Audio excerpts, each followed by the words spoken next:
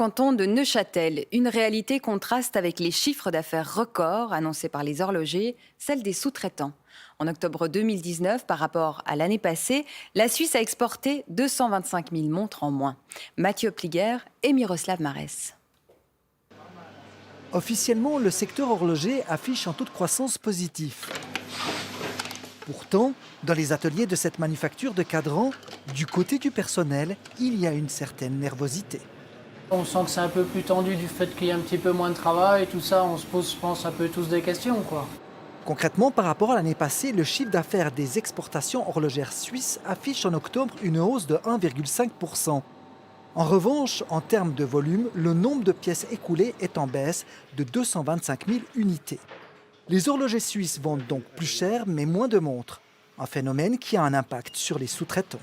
Ce dont on a besoin, c'est effectivement du volume pour occuper nos gens, pour occuper nos moyens de production et finalement avoir un avenir aussi qui est intéressant en termes d'industriel.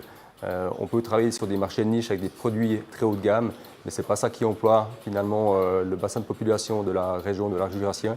Résultat, ici, sur 310 postes, on vient d'en supprimer 40, dont 20 licenciements. 2020 va être une année compliquée, ce sera compliqué. Clairement, sur les signes qu'on a aujourd'hui, on n'en voit aucun qui soit positif, malheureusement.